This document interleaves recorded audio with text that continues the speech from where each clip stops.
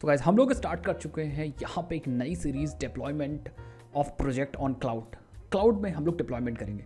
तो सबसे पहले हम लोग चलिए सीख लेते हैं डिजिटल ओशन क्या है, क्योंकि यार हम लोग इस पूरी सीरीज में करने वाले हैं डिप्लॉयमेंट डिजिटल ओशन में, तो आपको पता होना चाहिए कि भाई डिजिटल ओशन है क्या। तो सबसे पहले हम लोग इसी की बात करेंगे कि एक्चुअली डिजिटल ओशन है क्या, उसके बारे में बात करेंगे। उसके बाद हम लोग एक एक करके एक एक कंपोनेंट को सीखेंगे। अब एक एक कंपोनेंट हमारे लिए इंपॉर्टेंट इसलिए है क्योंकि यार जब तक चीज़ें समझ नहीं आएंगी कि कौन सी चीज़ किस लिए यूज़ हो रही है, तब तक आपको यूज़ करना कह सकते हो, यूज़ करने के लिए कर तो सकते हो, बट आपको समझ होनी चाहिए मेरे अकॉर्डिंग। सबसे पहले यहाँ पे बात करते हैं, अगर हम बात करें कि डिजिटल ओशन है क्या, तो बेसिकली डिजिटल ओशन यहाँ पे एक क्लाउड सर्विस प्रोवाइडर है that provides cloud computing services to business entities. इसका मतलब क्या है? इसका मतलब सिंपल सी है कि एक क्लाउड डिजिटल ओशन एक क्लाउड खुद नहीं है, डिजिटल ओशन एक सर्विस प्रोवाइडर है जो क्लाउड की सर्विसेज प्रोवाइड करता है बिजनेस एंटिटीज़ को। अब क्लाउड के सर्विसेज का मतलब है जैसे क्लाउड की कोई सर्विस, जैसे आपको कोई डेटा स्टोरेज चाहिए, तो अगर आप हार्डवेयर उसको नहीं खरीद सकते हो तो आप क्या कर सकते हो, आप डिजिटल ओशन पे जाओ, वो लोग क्या करेंगे, आपको प्रोवाइड करेंगे वहाँ पे डेटा स्टोरेज, आपको स्टोरेज प्रोवाइड करेंगे और पूरा हार्डवेयर वो मैनेज करेंगे। दैट मीन्स ओवर इंटरनेट के ऊपर ही आपको वो सर्विस मिल जाएगी और आपको सिर्फ हार्डवेयर मैनेज करने की जरूरत नहीं होगी। आपको सिर्फ और सिर्फ क्या कर पाओगे, आप उस सर्विस को यूज़ कर पाओगे, दैट मीन्स वो स्टोरेज को यूज़ कर पाओगे। अब जैसे फॉर एग्जांपल हमें यहाँ पे एक मशीन चाहिए जहाँ पे हम ऑपरेटिंग सिस्टम इंस्टॉल कर सकें, तो डिजिटल ओशन क्या करेगा हमें, क्योंकि एक क्लाउड सर्विस प्रोवाइडर है, तो डिजिटल ओशन हमें एक वर्चुअल मशीन, एक ड्रॉपलेट प्रोवाइड करेगा। उस ड्रॉपलेट को हम लोग क्रिएट कर सकते हैं और ड्रॉपलेट जब क्रिएट करेंगे तो वहाँ पे हमारे पास एक वर्चुअल मशीन, एक ऑपरेटिंग सिस्टम बन जाएगा और उस ऑपरेटिंग सिस्टम को हम लोग यूज़ कर सकते हैं। अब इसका हार्डवेयर हमें मैनेज करने की जरूरत नहीं पड़ेगी, इसका हार्डवेयर डिजिटल ओशन मैनेज करेगा, बट हम ओवर द इंटरनेट हम लोग रिमोटली इंटरनेट के थ्रू उस ऑपरेटिंग सिस्टम को यूज़ कर सकते हैं। तो ऐसे सर्विसेज जो इंटरनेट पर हमें मिलती है, जिसकी हमें हार्डवेयर की रिक्वायरमेंट नहीं होती, इंटरनेट पे हमें सर्विसेज मिलती है, वैसे सर्विसेज को हम लोग बोलते हैं क्लाउड सर्विसेज। तो डिजिटल ओशन हमें ऐसी सर्विसेज को प्रोवाइड करेगा। अब डिजिटल ओशन बहुत सारे तरीके के सर्विसेज प्रोवाइड करता है। अभी मैं आपको डिजिटल ओशन के डैशबोर्ड पे ले जाकर दिखा दूंगा, लेकिन सबसे इसकी इंपॉर्टेंट और फेमस सर्विस है ड्रॉपलेट्स। वहाँ पे हम लोग ड्रॉपलेट्स बना लेंगे। ड्रॉपलेट्स का सिंपल बात होता है एक वर्चुअल मशीन आपको मिल जाएगी। अब उस पर आप ऑपरेटिंग सिस्टम डाल सकते हो, मतलब ऑपरेटिंग सिस्टम इंस्टॉल कर सकते हैं, अलग अलग तरह के ऑपरेटिंग सिस्टम इंस्टॉल करके देन उसके अंदर अपने सॉफ्टवेयर इंस्टॉल कर सकते हो। जैसे उसके अंदर हम जावा इंस्टॉल कर सकते हैं, पाइथन इंस्टॉल कर सकते हैं, और फिर हम लोग इंस्टॉल करने के बाद उस ड्रॉपलेट का एक आईपी एड्रेस होगा और उस आईपी एड्रेस के थ्रू हम अपने सॉफ्टवेयर को यूज़ कर सकते हैं ओवर इंटरनेट पे ही। तो ऐसे सर्विसेज को हम लोग क्लाउड सर्विसेज बोलते हैं और इन्हीं सर्विसेज को हम लोग को देगा डिजिटल ओशन। हम लोग बिजनेस एंटिटीज हैं। तो सिंपल अगर एक भाषा में बोलें तो digital ocean is a cloud service provider. बहुत सारे बोलते हैं डिजिटल ओशन खुद एक क्लाउड है, नहीं, डिजिटल ओशन एक सर्विस प्रोवाइडर है जो कि हमें क्लाउड की services, cloud computing services provide करता है और हम उन सर्विसेज को ओवर द इंटरनेट के ऊपर यूज़ कर पाते हैं। अब वो सर्विसेज अलग अलग तरह की होती। अब आपके दिमाग में आता है कि सर क्या और भी क्लाउड्स हैं? बिल्कुल, और भी क्लाउड्स हैं और बहुत ही फेमस क्लाउड है, जैसे AWS, अमेजॉन का क्लाउड है, ठीक है। AWS सर्विसेज आपने देखा होगा, EC2 सुना होगा, देखा तो नहीं, वो तो सुना तो होगा ही होगा। एंड साथ ही साथ में आपने गूगल का क्लाउड सुना होगा। गूगल का क्लाउड बहुत ज़्यादा फेमस है, डिजिटल ओशन तो फेमस है ही। आप इनमें से कोई भी यूज़ कर सकते हो, ठीक है। अलग अलग तरीके की सर्विसेज अलग अलग चीज़ लोग प्रोवाइड करते हैं, बट जो कॉमन सर्विसेज है वो सभी लोग प्रोवाइड करते हैं, ठीक है। जैसे फॉर एग्जांपल वर्चुअल मशीन बनाने की कैपेबिलिटी सभी लोग प्रोवाइड करते हैं। जैसे यहाँ पे ड्रॉपलेट्स बना लोगे, वर्चुअल मशीन बन जाएगी। एंड अगर आप अमेजॉन वेब सर्विसेज यूज़ करोगे तो वहाँ पे आपको EC2 इंस्टेंस यूज़ करोगे तो वहाँ पे भी आप वर्चुअल मशीन बना सकते हो, फिर उसके अंदर अपने सॉफ्टवेयर को डाल करके यूज़ कर सकते हो। अब वर्चुअल मशीन जिसको नहीं समझ में आ रही है, सिंपल एक कंप्यूटर है, जैसे कंप्यूटर है, बस उसका हार्डवेयर हमें नहीं यूज़ करना पड़ेगा। मान लो यार देखो, हमें क्या करना होता है, हमें एक कंप्यूटर खरीदना पड़ता है। जैसे मान लो आपको जावा सीखनी है, तो एक कंप्यूटर खरीदना, तो आप जाओगे दुकान पे, एक कंप्यूटर ले लोगे, हार्डवेयर, ठीक है। जैसे ये फॉर एग्जांपल एक कंप्यूटर है, तो ये एक हार्डवेयर है, इस हार्डवेयर को आप खरीद के करके लाओगे, फिर इसके अंदर जावा इंस्टॉल करोगे, तब यूज़ करोगे। तो हार्डवेयर को भी आपको मतलब हार्डवेयर भी मैनेज करना पड़ेगा। लेकिन आप ऐसा भी कर सकते हो कि आप इंटरनेट पे जाओ डिजिटल ओशन पे और वहाँ पे आप एक ड्रॉपलेट बना लो, देन आप उसके अंदर जावा इंस्टॉल कर सकते हो एंड इंटरनेट पे ही बिना हार्डवेयर के ही आप जावा चला सकते हो, क्योंकि वो जो सर्विस है वो हमें डिजिटल ओशन प्रोवाइड कर रहा होगा। दैट मीन्स आई होप आपको समझ में आ गया होगा कि क्लाउड सर्विस प्रोवाइडर्स क्या हमें करते हैं। वो हमें क्लाउड से रिलेटेड सर्विसेज को प्रोवाइड करते हैं और हम बिजनेस एंटिटीज़ क्या करते हैं, उनको यूज़ करते हैं। आई होप आपको समझ में आया होगा कि बेसिकली इसका मतलब क्या, अलग अलग तरीके से हम लोग चीज़ों को यूज़ करते हैं। लेट्स सी कि हम लोग के लिए डिजिटल ओशन क्यों अच्छा है और डिजिटल ओशन क्यों यूज़ करना चाहिए। हालांकि आप कोई भी क्लाउड यूज़ करो, जैसे AWS एंड आप गूगल क्लाउड कोई भी यूज़ करो, बट डिजिटल ओशन हमें कुछ फ़ायदे प्रोवाइड करता है। उनके बारे में कुछ पॉइंट्स डिस्कस कर लेते हैं। अब ज़्यादा थ्योरी में तो जाएंगे नहीं यार, लेकिन कुछ पॉइंट हम लोग डिस्कस करेंगे। सबसे पहला यार, मैंने AWS भी यूज़ किया, गूगल भी यूज़ किया, लेकिन हमें सबसे बढ़िया और सबसे मतलब इंटरफेस, यूज़र इंटरफेस हमें DigitalOcean का ही अच्छा लगता है, क्योंकि यार देखो कम यूज़र इंटरफेस, सबसे पहली चीज़ कम चीज़ें हैं, काम चीज़ें हैं और एकदम स्मूथ और बढ़िया, मतलब जो चीज़ें आप चाहोगे ऊपर ही मिल जाएंगी। तो सबसे बढ़िया इसका यूज़र इंटरफेस हमें अच्छा लगता है, तो इसलिए मैंने यूज़र इंटरफेस वाला पॉइंट यहाँ पे लाया।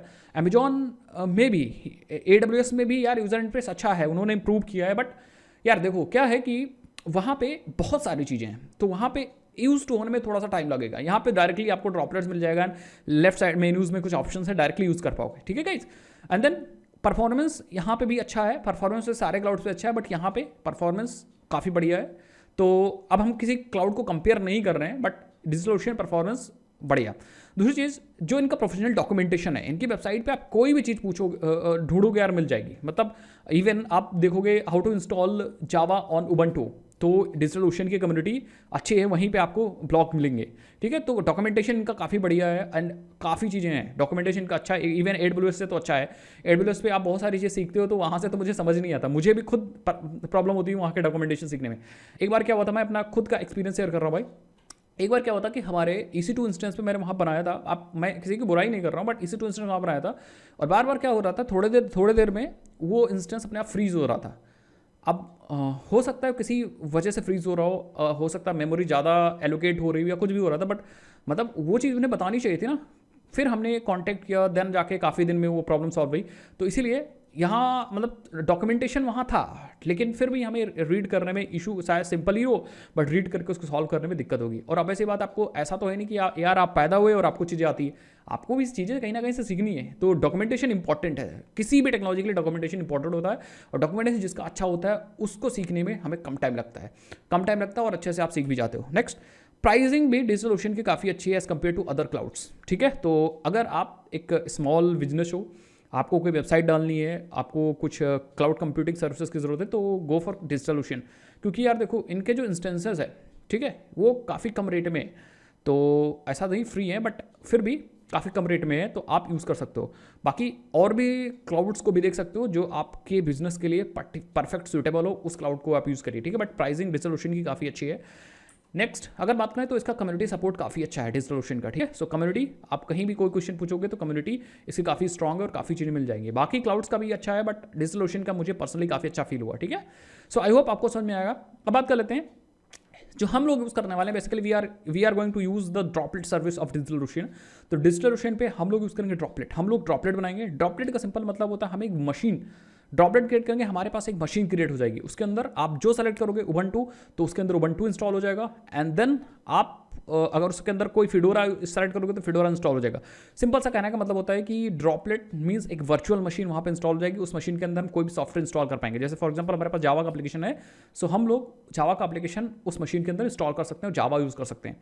अगर हमारे पास रिएक्ट है तो हम जावास्क्रिप्ट या नोड.js उसके अंदर डाल के नोड.js भी यूज़ कर सकते हैं। तो ड्रॉपलेट एक बहुत अच्छा मतलब कह सकते हो वर्चुअल मशीन हमें प्रोवाइड करेगा, और इसी ड्रॉपलेट को हम लोग यूज़ करने वाले हैं। हालांकि बहुत सारे सर्विसेज हमें DigitalOcean प्रोवाइड करता है, सिर्फ यही नहीं है। अभी जब हम लोग उसके डैशबोर्ड पे चलेंगे तो बहुत सारी चीज़ें वहाँ पे हम लोग देखेंगे, लेकिन ड्रॉपलेट हम लोग प्राइमरली यूज़ करने वाले। अब ड्रॉपलेट का ऑल्टरनेटिव है कि अगर आप AWS सर्विसेज यूज़ कर रहे हो तो वहाँ पे आपको EC2 इंस्टेंस मिल जाएगा, एंड इसी तरह आपको वर्चुअल मशीन्स मिल जाएगी, आप वर्चुअल इंस्टेंसेस या वर्चुअल मशीन्स मिल जाएगी आप गूगल क्लाउड पे। तो ये दोनों तीनों चीज़ें सेम है, चाहे आप ड्रॉपलेट्स बनाओ अपने DigitalOcean पे, चाहे आप ड्रॉपलेट बनाओ अपने चाहे आप EC2 इंस्टेंस बनाओ अपने AWS पे, सारी चीज़ें एक ही जैसे हैं। नेक्स्ट अगर बात करें हमारे पास रिक्वायरमेंट क्या है कि एक्चुअली हम लोग इस सीरीज़ में करने क्या वाले हैं, ठीक है, हम लोग इस सीरीज़ में करने क्या वाले हैं, इंपॉर्टेंट है ना। तो हमारे पास रिक्वायरमेंट है कि we have developed one application called backend application. जो हम लोगों ने बैकएंड एप्लीकेशन बनाया था, दैट मीन्स APIs बनाई है, ब्लॉगिंग एप्लीकेशन की APIs बनाई है। तो ये बनाया था हम लोगों ने जावा स्प्रिंग बूट की हेल्प से। स्प्रिंग बूट की हेल्प से हम लोगों ने APIs रेडी कर ली है पूरे ब्लॉगिंग एप्लीकेशन की। आपने अगर वो सीरीज़ नहीं देखी तो डिस्क्रिप्शन बॉक्स में लिंक दे दूंगा, आप जाकर के उसको देख लीजिए। बट वो काफ़ी इंपॉर्टेंट सीरीज़ थी और वही हमारे पास एप्लीकेशन है। एंड उसी के साथ साथ हम लोगों ने एक और सीरीज स्टार्ट की थी जिसमें हम लोगों ने फ्रंट एंड एप्लीकेशन बनाया था with the help of React.js। तो हम लोगों ने पूरा बैकएंड बनाया था, APIs बनाई थी, देन फ्रंट एंड उसका बनाया था अपने React.js की हेल्प से। दैट मीन्स वहाँ यूजर आ करके साइन अप कर सकता है, लॉगिन कर सकता है, ब्लॉग डाल सकता है, ब्लॉग को देख सकता है, एंड वो जाके कमेंट वगैरह कर सकता है, और लॉगिन करके नए ब्लॉग्स को भी पोस्ट कर सकता है, डिलीट कर सकता है, अपडेट कर सकता है, तमाम तरह की चीज़ें कर सकता है। तो वो हम लोगों ने React.js से मैनेज किया था। एंड ये React.js का एप्लीकेशन यूज़ करेगा हमारे बैकएंड एप्लीकेशन को। ऑब्वियसली बात है, आपको सबको पता है कि एपीआईज को कॉल करने के लिए यूज़ होगा, ठीक है। लेकिन हम चाहते हैं इसको डिप्लॉय करना अपने क्लाउड पे। So this is a cloud, हम बैकएंड और फ्रंट एंड दोनों डालना चाह रहे हैं अपने क्लाउड पे। So this is a cloud, ये एक रिप्रेजेंटेशन है क्लाउड की, और यही हम लोग क्लाउड पे डालना चाहते हैं। दैट मीन्स अपना बैकएंड भी उठा के क्लाउड पे डालना चाहते हैं, अपना फ्रंट एंड भी उठा के डालना चाहते हैं, अपना स्प्रिंग बूट का एप्लीकेशन भी और अपना रिएक्ट का एप्लीकेशन भी दोनों डालना चाहते हैं। अब इसको क्लाउड पे ले जाने से फ़ायदा क्या होगा? इससे फ़ायदा ये होगा कि कोई भी user all over the globe जो इंटरनेट एक्सेस कर पा रहा है, इंटरनेट से कनेक्टेड है, वो हमारे इस एप्लीकेशन को यूज़ कर सकता है, हमारे फ्रंट एंड एप्लीकेशन को यूज़ कर सकता है with the help of domain name. हम लोग अपने जो क्लाउड हमारा इंस्टेंस होगा उसका जो आईपी है अपने डोमेन नेम से कनेक्ट कर देंगे, तो वो हमारे डोमेन नेम से यूज़ कर पाएगा। जैसे फॉर एग्जांपल हमारे डोमेन नेम का नाम है www.myblocks.com, तो www.myblocks.com जैसे वो हिट करेगा तो ब्राउज़र क्या करेगा, ब्राउज़र उस डोमेन नेम के कॉरस्पॉन्डिंग आईपी एड्रेस उठाएगा और वो आईपी एड्रेस हमारे सर्वर का होगा। हमारे सर्वर मीन्स हमारे जो बैकएंड में जो हम लोगों ने डिप्लॉयमेंट किया उस सर्वर का होगा, ड्रॉपलेट का कह सकते हैं, ठीक है।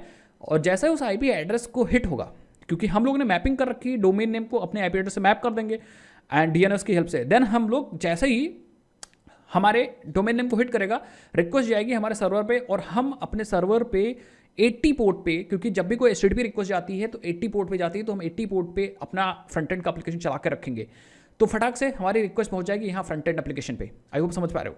और यहाँ पे हमारा एप्लीकेशन जाएगा, लोड हो जाएगा यूज़र के ब्राउजर में, एंड हमारा एप्लीकेशन कॉन्टैक्ट कर रहा होगा हमारे बैकएंड को, जो हमारे उसी वाले ड्रॉपलेट के अंदर इंस्टॉल होगा या उसी वाले मशीन के अंदर इंस्टॉल होगा। दैट मीन्स हमारा फ्रंट एंड अपने बैकएंड को भी यूज़ करता रहेगा और बैकएंड रिस्पॉन्स भेजता रहेगा हमारे फ्रंट एंड को, और हमारा जो फ्रंट एंड है वो यूज़र के साथ कम्युनिकेशन या इंटरेक्शन करता रहेगा। आई होप ये हमारी पूरी रिक्वायरमेंट है। अब बात यहाँ पे समझने वाली गाइस ये है कि बैकएंड एप्लीकेशन कोई भी हो सकता है। हमने यहाँ पे सिर्फ एग्जांपल ले रखा है स्प्रिंग बूट का।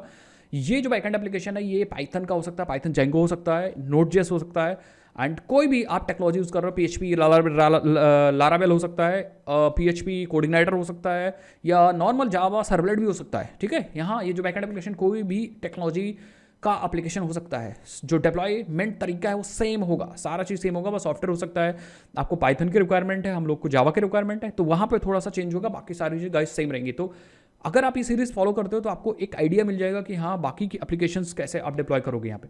देन फ्रंट एंड जो हम लोगों ने यहाँ पे React.js यूज़ करा है, ये React.js हम लोगों ने यूज़ किया, हो सकता है आप AngularJS यूज़ करो, बट तरीका एग्जैक्ट डिट्टो सेम होगा, तो आपको कोई यहाँ पे परेशान होने की जरूरत नहीं, डिट्टो सेम होगा। और हम लोग देखो इसको दो तरीके से हम लोग एप्लीकेशन को डिप्लॉय कर सकते हैं। एक तो फ्रंट एंड वाले एप्लीकेशन को अलग अलग तरीके से डिप्लॉय किया जाता है, बहुत सारे n नंबर ऑफ वेज हैं इस फ्रंट एंड एप्लीकेशन को डिप्लॉय करने के।